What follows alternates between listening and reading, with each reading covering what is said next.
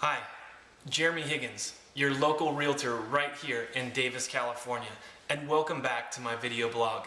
Today I'm going to talk to you about the market trends right here in Davis. Davis market trends tend to be a little bit different than the other communities, and I was sitting at a listing appointment yesterday in South Davis, and this great couple that I met with, they definitely want to sell, and they said, "Hey Jeremy, what's the best time of the year for me to put the home on the market?" And so I thought this would be a great opportunity to make a video and talk to you about when you should list your house in Davis. So Davis definitely has some trends, some up and downs. I'm going to show you a graph right now on your screen, and it shows supply and demand. Specifically, you'll see some numbers at the top. Over on the left, it says September of 2010, and you'll see a number 20 up there. That means that 20 homes sold in the city of Davis. These are single-family homes, by the way, sold in the city of Davis in September of 2010. You'll see the graph dips down, then it goes back up in the summer months, spring and summer months. Then it dips back down in the winter, and then it goes back up in the spring and the summer again. That is a trend that we see year after year after year here in Davis, and there's lots of reasons. Obviously, weather plays a part in it. Sometimes buyers don't want to buy in the cold winter months and raining and all that kind of stuff. And then obviously the students play a big role in this, and what the students bring to this community, with professors moving in, families buying homes for students, and so on and so forth. So the question is well, should I list or should you list your house?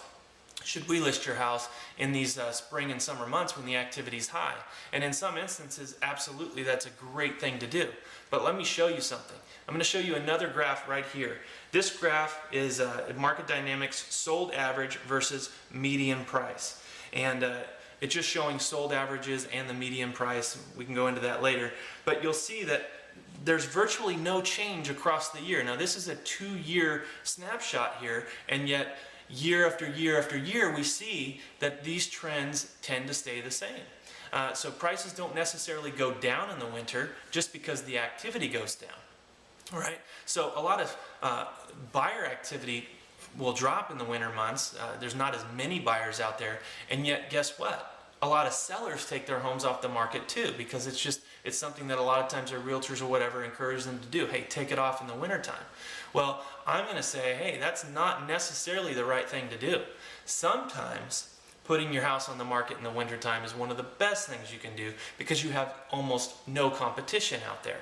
So this client, for instance, that I met with in South Davis, if they put their house on the market, they would literally not have a single competitor out there to go up against, and therefore buyers, they can't be picky in that situation, right? So now, when are some times that maybe you do want to sell when the high activity is up there? Well, in this particular instance, with this particular seller that I was with, I did actually encourage them to maybe list in March or April, May, something like that.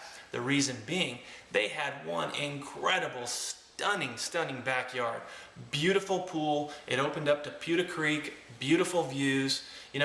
I felt so awesome standing out in that backyard. That backyard, no doubt, will be the biggest selling point for that home. That is the reason that home will sell really, really fast and for a lot of money.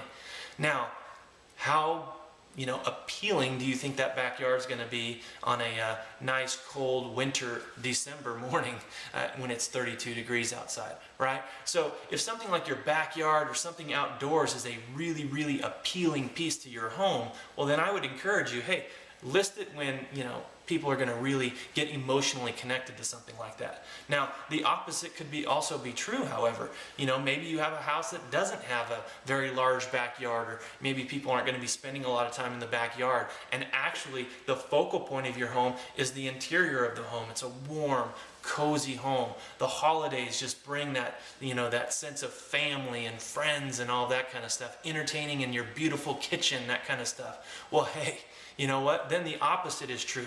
These people are out shopping in 32-degree cold weather, and they walk into your warm, your cozy home with those baking cookies. Now that is a great selling point. So as you can see, there's some benefits to listing, in the spring or the summer. So let's just sit down. Let's figure out who your target buyer is going to be. Let's talk about what the benefits of your homes are, what the major assets are, maybe what some of the the challenges are in the home, and then we'll decide what's the best time for you to list and sell your home. So I hope this was helpful.